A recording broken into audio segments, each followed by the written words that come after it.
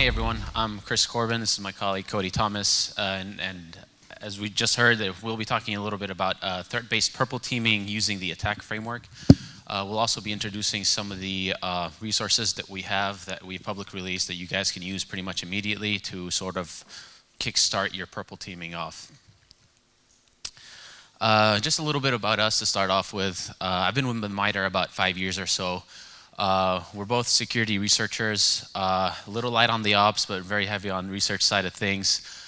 And I've been working with ATT&CK for the past 4 or 5 years in various ways and forms.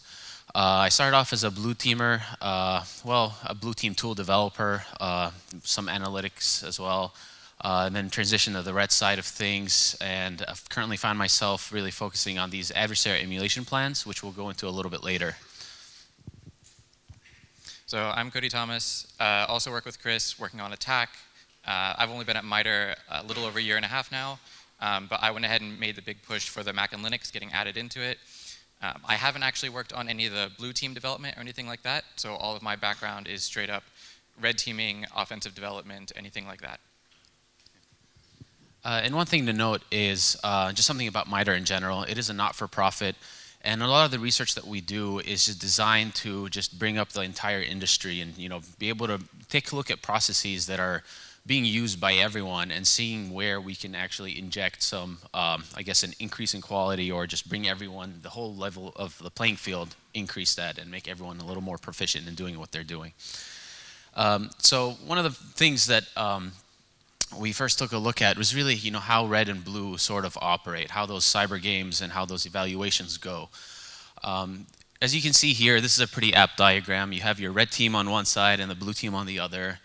They generally operate, they do their processes in different compartments, and it's pretty disjoint. They're not really communicating very much, except maybe at the end for a debrief of sorts, maybe the report that they write.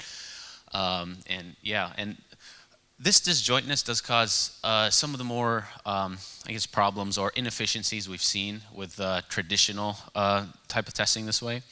And some of these outcomes are really based on a couple of different things. First is, what are some of the outcomes from this traditional approach? On the red side, the red team comes in, they're measured on their success, on ability to get in and act on their objective. Towards the end, they produce a report. It has all the behaviors, or all the techniques, the offensive techniques that they've tried, what worked and what didn't. They'll also provide a lot of stuff for cleanup if they didn't do the cleanup themselves, and that could be the different IOCs, so different file hashes, file names, some of their C2 IPs or host names, and whatnot. That'll all be in the report. And since they are measured by their success of being able to get in and win, they want to make sure they can do that next year. So they leave and then come back next year. As a result, the report might not be fully transparent. There might be some things they're holding back, and things of that nature. So when red comes in and does that and hands them the report when they're done, blue at this point is just left with basically trying to decipher red's report. They still have their daily job, so they still have to respond to daily incidents.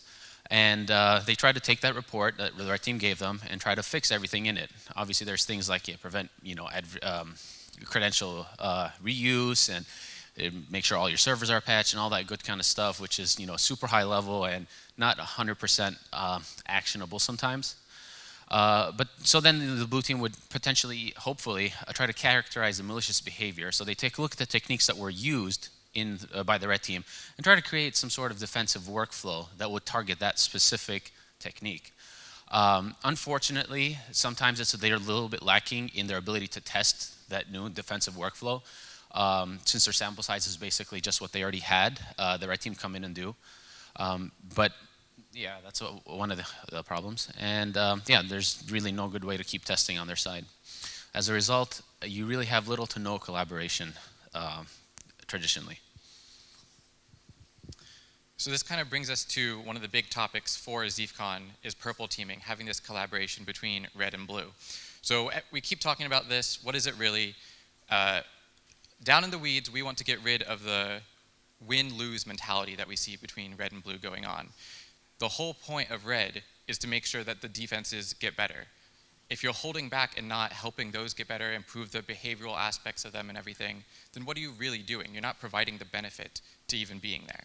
So we want to make this a little bit more fluid, have more transparency.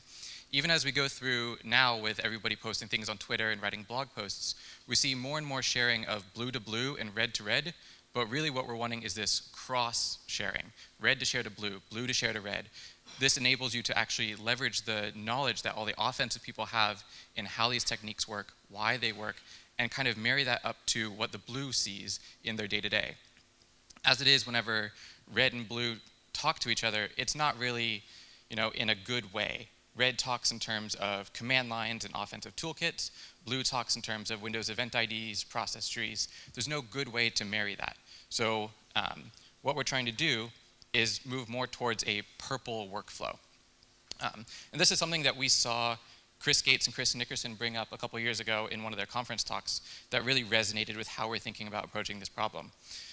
What we wanted is, even after a traditional red team where red and blue talk disjointly, that we have some sort of blended iteration of how they go about doing their processes. Having red and blue sit down and talk about each step of the kill chain. What was your C2 like? How did you do your persistence? Why did that work? Going through and having that level of discussion all throughout the phases definitely helps. By doing this sort of quick iterative blending, it allows you to get these solutions much faster. This is a process that we already see going on in software development. Whenever you come up with a new defensive mechanism, new coding practice, you write unit tests. You kind of check what you're doing as you go along. You don't usually write the whole program and then check and see, oh no, I had a bug on line 1, right? You do this sort of iterative process. That's something that we need to bring into the red and blue mentality as well. As you come up with these new defenses, before you deploy them all the way across your enterprise, start looking to see, okay, if I bring in an adversary now in this planning phase, what can they do? How can I change it? Tailor it right there before you already get all the way through the process. So part of this, if you're going to have red and blue talking every stage of the way, is they need some common way to do that discussion. And this is where we have ATT&CK come in. And yeah, so one of the main things to really be able to break down the barriers between red and blue is we really need them to speak the same sort of language. And that's something that ATT&CK, which stands for Adversarial Tactics, Techniques, and Common Knowledge, it's available on the website over there, attack.mitre.org. But that's one of the main things it was created for, to basically break down that barrier between red and blue and have them speak the same sort of language, and also hit these 3 points here. We need to be able to use it to communicate both the test and the planning of the test, and also the results. So not just what goes in, but also what comes out on the other end. We also needed to focus in on the technical detail, or enough technical detail, so that you can repeat it, repeat the same exact test in a scientific manner, and expect basically the fact that you're testing the same thing that happened, or the same thing that I guess succeeded the last time, and see if your new defensive workflow fixed it or not. And this brings us again to the third point here, which is being able to measure this and gauge how you're improving over time with these continued tests. And just a quick show of hands, who is familiar with the ATT&CK framework? Yes. Awesome. All right, so you're going to go just a little bit into the background, just so we are all at the same level. But one of the first things you'll see if you go to the ATT&CK website is, after the what it stands for, is this. Well, this is very truncated, but this matrix, or this format here. What you see across the top in blue, those are the adversary tactics, and those are basically, you could think of the technical goals of what the adversary is trying to do. There are different parts of the kill chain if you wanted to use that terminology. And then for each row or each cell underneath I guess each tactic, you've got one technique per box. And that's the technical what that they're doing. So if they're, for example, trying to achieve persistence, you could find, as a tactic, the technique would, for example, be WMI, persistent subscriptions, for example. One thing you'll start to notice is we're going to be talking a lot about behaviors and TTPs and moving away from IOCs and things that are easily changed. And we've already seen this diagram once today, so here it is again because it's just that good. This is David Bianco's pyramid of pain. Basically, the way we see this is, once you travel up the pyramid, it gets harder and harder to change. Hash values and IP addresses, those are very simple and easy and very cheap as an adversary to change. As a result, if we're trying to focus on the behaviors and the TTPs instead of these IOCs, we're able to create basically much more cost to the adversary if they wanted to change it. And that's really why attack focuses pretty much right at the top there. So if we were to just sorry, let me go back one slide. So if I was to click on, for example, new service as a technique here, it would take us to what you see here. We'll start off in the top by basically explaining how this TTP is used legitimately, be it if that, for a network administrator or system administrator or, Windows internal function, and then how it's misused by an adversary. We'll also start to explain or bring out some of the examples of how we've seen this in the public domain, be it, public threat intel and amongst others reports, where we've seen this TTP actually used by adversaries. And that's really important to us because we want to be fighting something that exists. And this helps us, prioritize, basically from the realm of the entire realm of the possible. And if you scroll down a little bit further, you'll see these two sections of mitigation and detection. And this is where we sort of start to describe how you could focus in on that TTP, build this into your defensive workflows, and identify what you need to be able to mitigate or detect this TTP being used maliciously. We don't really focus on any vendor products or anything. More like we describe the characteristics of the data that you would need, for example, in your SIM or your logs to be able to make create an analytic, for example, that makes sense in this case.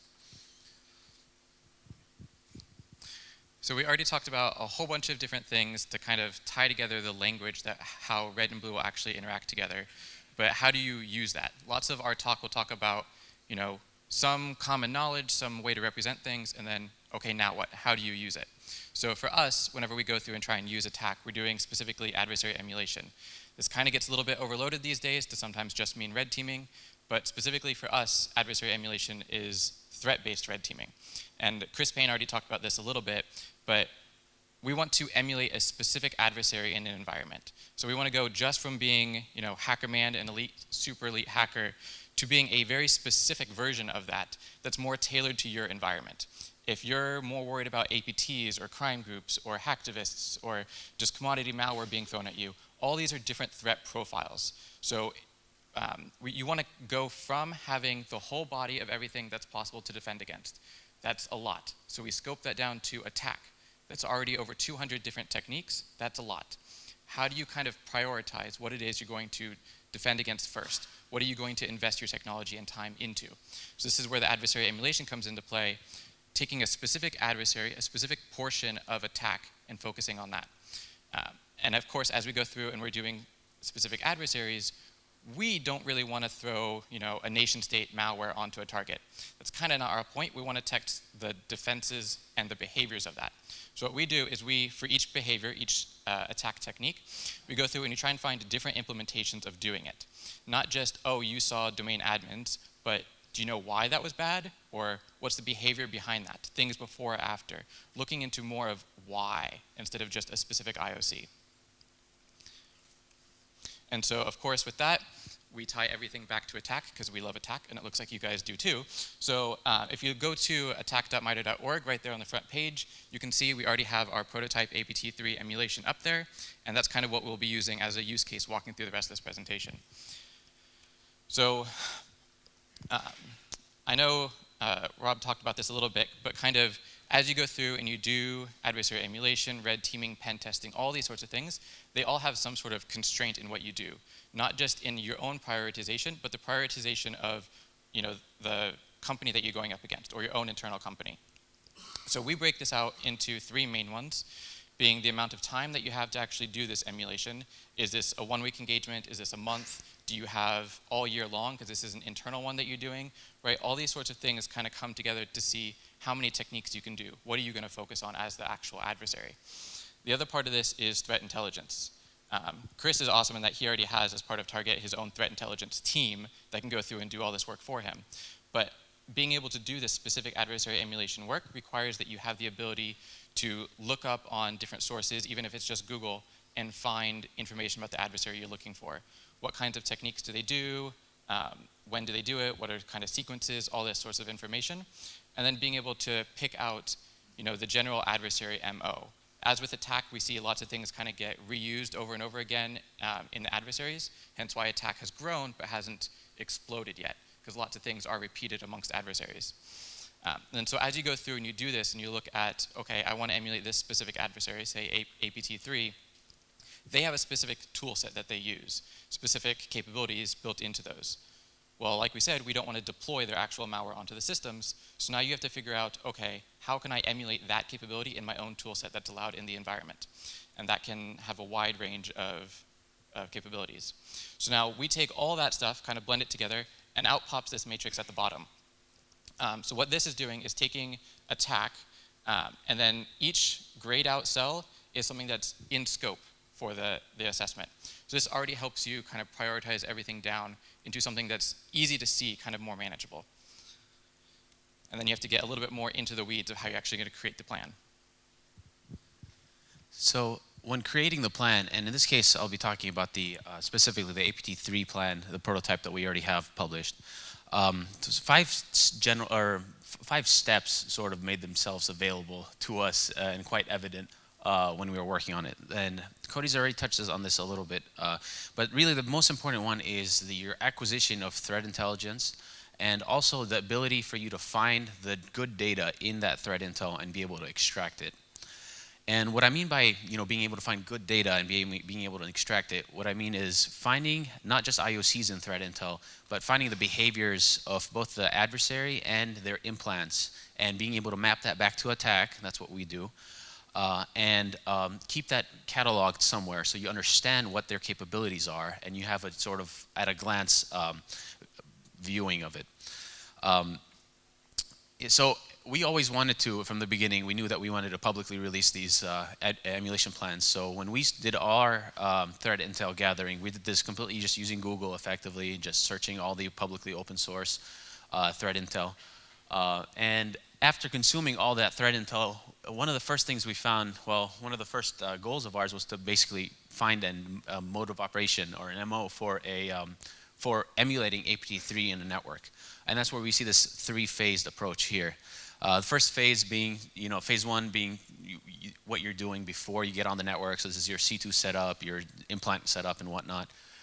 Your second phase is basically what you do once you're in the network and spreading around, laterally moving, persisting. And finally, the third phase would be, so after you're done and you've spread as wide as you'd like, phase three would be basically you're trying to steal data in this case, so collection and exfiltration after some staging.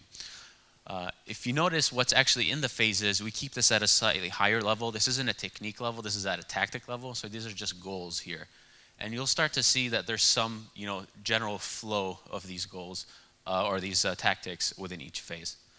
And this actually brings us to the next step where we dive into specifically phase 2 and 3 together because we have that level of information from the threat intel, and start to create a flow of techniques, and that's what you see on the right there. That's not quite legible, but yeah, so that's basically us taking a look at what we've seen the implant in its capabilities, be it from threat intel or maybe a reverse engineering report of sorts on that captured implant, and we extracted from it all the different techniques we see. And this is an example here. You can see a table here. This is for Perpy. And this is just some of the functions it can do. And you can see that some of the functions are list processes, download file, execute file, and loading and executing a DLL from disk. All the way to the right, the last column is the attack technique that we've mapped. And we went even a step further, and you'll hear about this in the third step of creating an emulation plan, is basically how would you, as a red teamer, as someone who doesn't have nation-state funding, how would you emulate that specific function of that implant? And we just chose 3 different ways in this case. Windows built-in function if it existed, Cobalt Strikes Beacon, and Metasploits Interpreter. And we've provided the actual, either a module or the command line arguments that you need to be able to execute that exact TTP. Yeah, and like I said, this actually brings us to the next point. So now that you've actually mapped all the TTPs that you've found that this set of implants or adversary is capable of doing, you need to take a step back and see how much of that you can do as a red teamer and what you need to do to set that up so that you can execute it.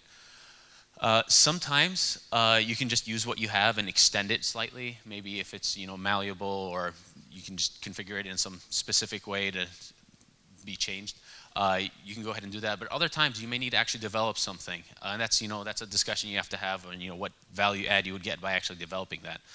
And especially when you get to things such as delivery mechanisms and command and control, they get super specific. I mean, what was it? I think ATT&CK's Britney Spears social media comment C2 was just, I mean, you're not going to find that built into Metasploit or something.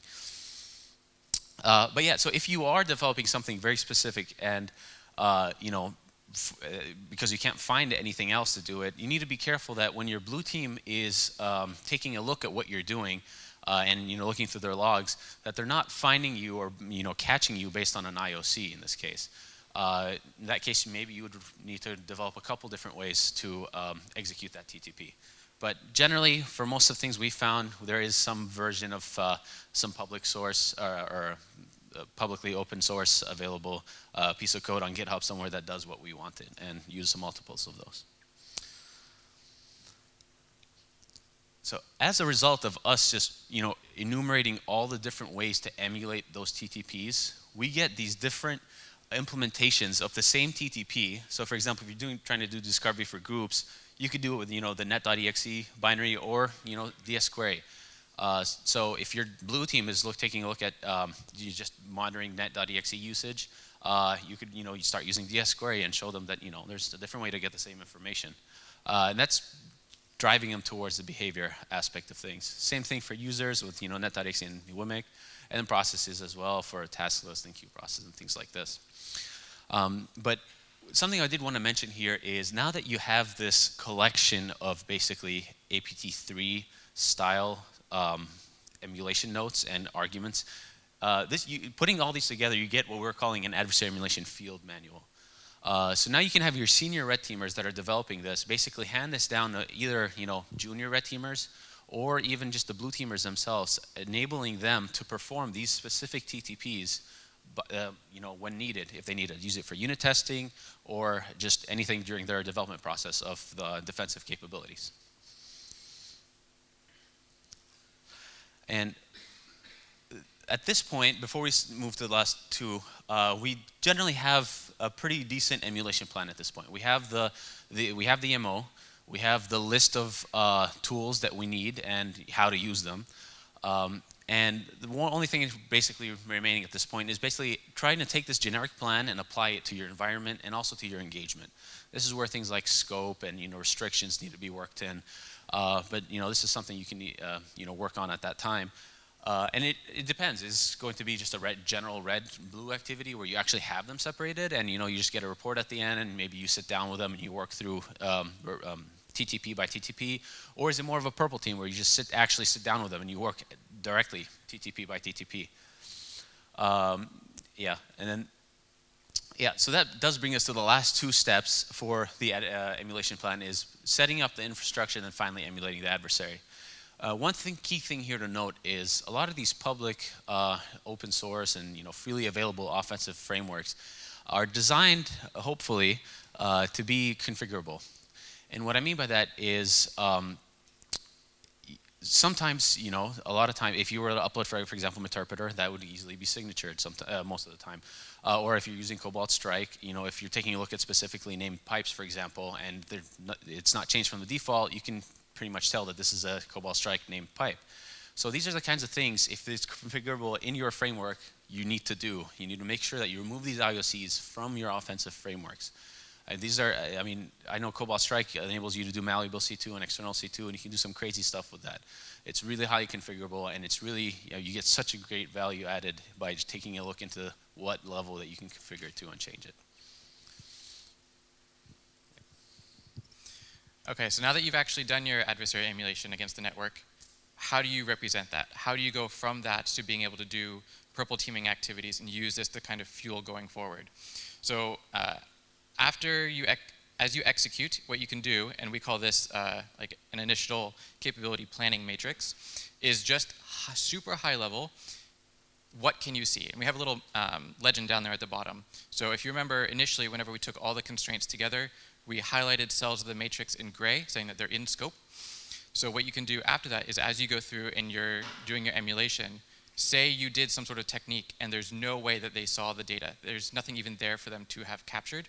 Maybe that would be red, something that they need to develop a sensor capability for. Maybe they have the data in there, but it was just no alert for it. They saw the process create, they saw it wrote something to the registry and process ended, but they didn't deem that to be malicious. That might be something like yellow. And similarly, if you did a technique and they alerted and said, hey, you just credential dumped from LSAS, bad on you, okay, maybe green. But all this is coming down to just a high level planning matrix, because there's not enough detail yet in this to be able to determine why did you detect that? Was it an IOC that I forgot to change? Was it a simple configuration that could be done? Or did you just have the data but no analytic to figure out why that was bad? Or maybe you just have a complete gap. So this is just for planning, so you can go forward to the next phase of actually doing more of the purple work. This is sitting down with red and blue to say, okay, what did you see? Why? How can we get around it? How can we bolster the defenses? It's a lot of this quick iterative work to go through and see uploading defenses and trying these new implementations. This is where the adversary emulation plans really come in to help, because you already sat down and created a whole bunch of different implementations for a specific technique.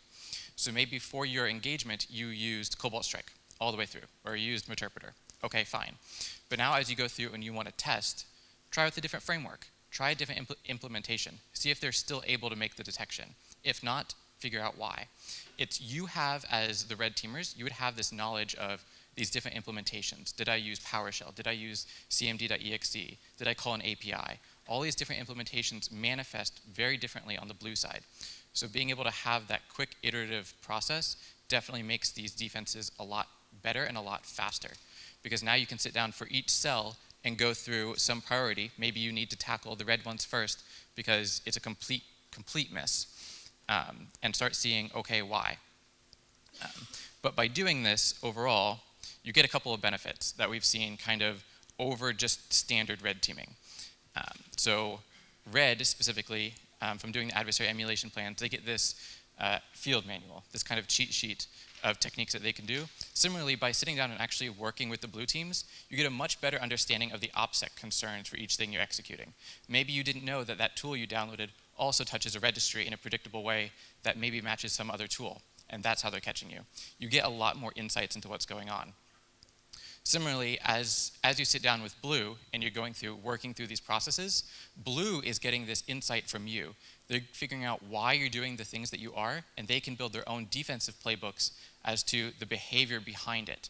Attack already does a good way of capturing the high-level behavior, but maybe the specifics of what they need to detect lower level, the APIs that are being called or things like that, are only going to become apparent as you go through and talk them through it. Especially as you go through, and if you do this post-mortem after a huge event, you may not have all the data that you need anymore to be able to see, oh, yep, this is the exact thing that called it. And then similarly, as both go through and do this, then you're going to get a better understanding of how techniques work, a faster solution, and a better perspective on how these problems get solved. Lots of these defensive problems can really benefit from having that attacker mindset applied to them to figure out how to actually block the way that we're thinking about bypassing them. And so, as MITRE, we went ahead and are releasing these kind of starting points for both red and blue to go through and kind of kickstart this process. So we already have APT3 publicly released on attack.mitre.org. APT29 is coming soon. It's going through our release process right now. But both of them, all based on open source intelligence, so you can follow the site back to everything that's in there.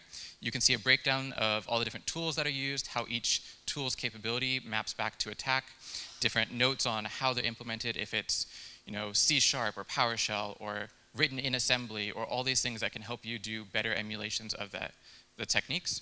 And then of course we also include potential operator flows and the cheat sheets to go with them. And so that is pretty much the end of our presentation. Of course, you're more than welcome to reach out to us. We also put up the links for attack. There's also a new attack navigator, so all those different colored in matrices that we're making and everything, you can do that very easily with the attack navigator and select everything that you need to see. And of course, that's the link for our emulation plans. So we'll open it up for questions. Just real quick, I do have one addition I did want to make, and this is about the coloring here. I did want to just highlight the fact that when you highlight something green in this case, all we're saying is this is one implementation test that had detected of this that specific technique. There are plenty of ways to do this, both known and unknown techniques in each box, and this is basically, I would say, an open area of research on how to be able to present this. And there's tons of things out there. I think Roberto, who should be talking later today, or is it tomorrow? I forget.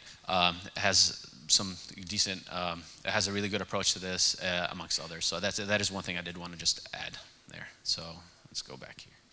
Yeah. So I think we have some time for questions. 10 minutes. Okay. Yep.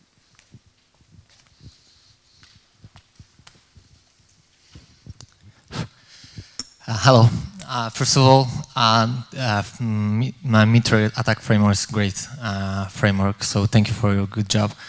I was wondering if you consider adding additional detailed detection for companies which don't have active purple or red team.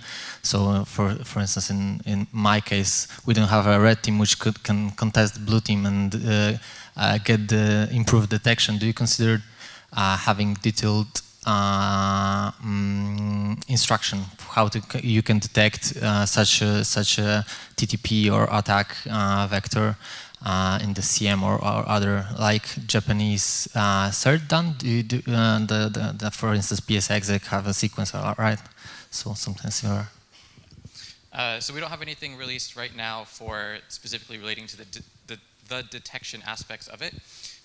But there are a whole bunch of other open source projects that really delve into the technical details of how to detect these, like the Threat Hunters Playbook, and there's a couple others.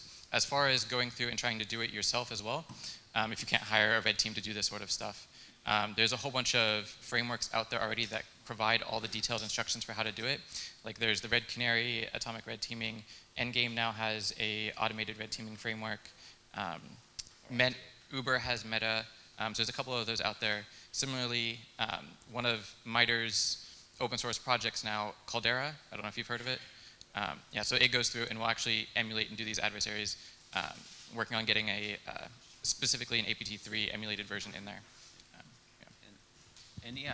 The adversary emulation plans hopefully do contain enough detail for even a blue team that isn't familiar with, exactly the whole life cycle of a red team to be able to come in and at least do some of the more straightforward things. Yeah. So, sympathetic audience, but I'm going to ask a tough question. So, in getting to the top of Bianco's pyramid of pain, TTPs and behaviors are where we want to focus. But in presenting the attack framework and emulation, you're equating like, oh, so something like process enumeration or file upload and download. Yeah, there could be a custom way of doing it like Perpy or Sophisy, depending upon what actor you're talking about. But we could emulate this with native system commands or Cobalt Strike or Metasploit. Well, at that point, in terms of the visibility required and the detection methodologies necessary, it seems like those are dramatically different approaches to take, whereas Sysmon might be appropriate to detect just using net use commands. It's not going to help you necessarily for custom malware. So in diving into the TTP aspect, do you think that it's worth exploring to try and break out those behaviors more so than just, hey, here's the generalized objective, but really how that objective is achieved or implemented by a given adversary? Yeah, so we do tackle that a little bit, especially in our next plan that's coming out. Still waiting to go through the review process. It's quite a bit longer for APT29 because they are quite a bit more active. But we do kind of go into that a little bit more specifically, how it is they're doing it, more details than just, they have this function in the malware. What are ways you can do it? Delving down a bit more into specific API calls that they're making, specific ways that they're implementing it. But then part of that is going back, and we don't want to have people focus their detections on any one vendor or one specific outcome. So being able to use Sysmon, perfectly fine. I love that. because it's free. So one of the things that we want to emphasize with that, though, as you go through and you do the behavior-based detections, is checking to see, okay, you don't have to deploy crazy malware to try and get around it, but if you're signaturing on net, okay, what about if I use net1? Or what if I copy net.exe to foo.exe, and then I do foo whatever, right? It's simple things like that that you can do that still get towards the behavior aspect of it. But yeah, very good. Oh, and forgot to mention, we also have attack stickers for people that want attack stickers. Sorry, forgot I needed to throw that out there.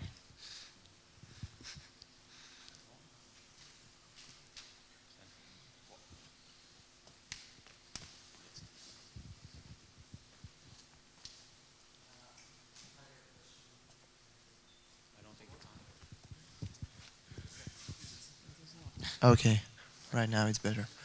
So, how people can contribute? Is it possible to contribute in MITRE?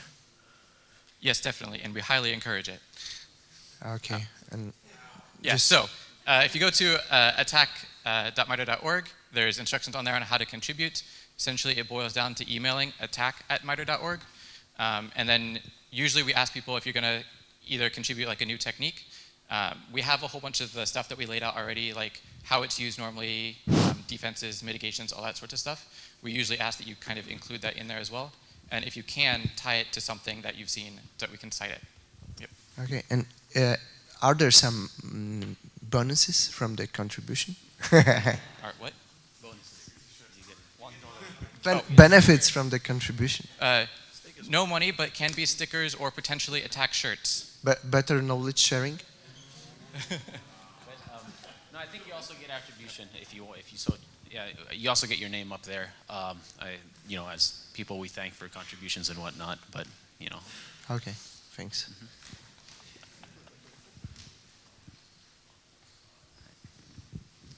Hello guys, thank you for your presentation and for the framework. I have one question regarding the one data source you have in some techniques called enclave netflow. And it's not actually, you know, Googling. There's only one presentation from some, I don't know, something. Can you please explain what is that? Sorry, what are you referring to? This is technique 1030 something, netflow/enclave netflow in data sources. And so enclave is something, you know, maybe your in-house tool, but there is no information in the internet. What is that? Oh, NetFlow? No, or enclave. Oh, okay. Is that on CAR? Maybe data source. I don't think so. I think it's just terminology. Yeah. Yeah. Yeah. So it's not like a specific piece of software. It's just describing that the information to get for that can be something in like the net flows that you get that show crossing boundaries, or from crossing network enclaves, so different groups of like segment crossing aspects is what it's trying to refer to. Yeah. Yeah, we can. Yeah, for sure. And this is the sort of information that's useful too to send generally to attack. So stuff like that we can clear up easily. Yep.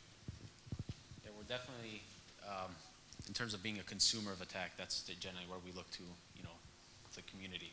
So anything you have in that, that's awesome. Please send that over and we can see about getting that added in, that kind of detail.